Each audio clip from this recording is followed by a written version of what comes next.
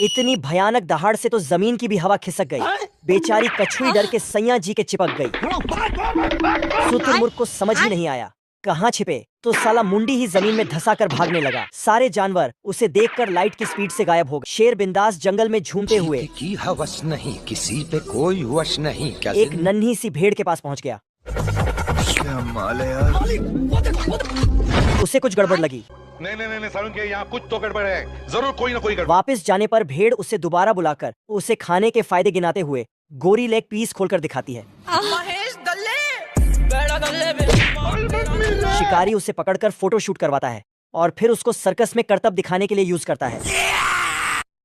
जोगिंदर भाई जोगिंदर चूहे से उसका दुख देखा नहीं जाता। वह अपनी कैंची जैसी जुबान, नहीं मेरा मतलब दांत से पिंजड़े को काट देता है। मुंबई पे राज करता हूँ मैं, मुंबई पे। दोस्तों एक दिन रेगिस्तान में 5 कुबड़ वाला ऊंट आता है, जिसको देखकर सभी ऊंट हैरान हो जाते हैं। ये बहुत अजीब लगता है क्योंकि इन्होंने ऐसा ऊंट कभी देखा नहीं था। तभी इसकी एक कुबड़ गिर जाती है, जिसे देख ये सभी ऊंट हैरान हो जाते हैं। लेकिन ये ऊंट खामोशी से जाने लगता है। तभी इसकी एक और कुबड़ गिर जाती है और ऐसा करते करते इसकी सभी कुबड़ गिर जाती है और एक कुबड़ बचती है। और फिर ये ऊंट इसको चारों तरफ से घेर लेते हैं। आगे ऊंट के साथ कुछ ऐसा हुआ। उसे देखने से पहले अगर आप इंडिया से हो तो लाइक और सब्सक्राइब कर देना, और पाकिस्तान से हो तो कॉमेंट कर देना। देखते हैं कौन से देश से ज्यादा वोट आते हैं। फिर ये ऊंट यहाँ से डर कर भागने लगता है। फिर इसकी खाल एक पौधे में अटक जाती है। दरअसल ऊंट की खाल में घोड़ा होता है, जो ऊंटों के पास से गुजरने के लिए ऊंट की खाल का इस्तेमाल करता है। यह छोटू सा डाकू एक बड़े से बार में हमला कर देता है।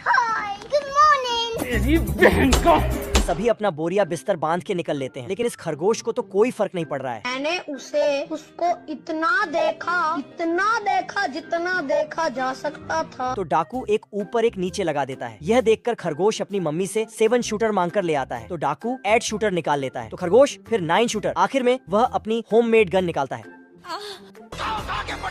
खरगोश उससे कहता है कि इस लकीर को पार करके बता दम हो। तो डाकू उस लकीर को पार कर लेता है। वह फिर उसे वही बात कहता है और ऐसा करते करते वह उसे पहाड़ी से नीचे टपका देता है। लेकिन बड़ा ही दयालु दुश्मन है, नीचे सॉफ्ट बिस्तर लगा दिया है। तो तेरे को हरामी समझता था तो राम निकला रे। डाकू खरगोश के पीछे भागता है। खरगोश अपने घोड़े पर बैठकर भागने लगता है और डाकू भी अपने छोटे से गद्दे से जाने लगता है। दोनों एक पुल को क्रॉस करते हैं, लेकिन खरगोश उस साइड जाकर ब्रिज ब्लॉक कर देता है।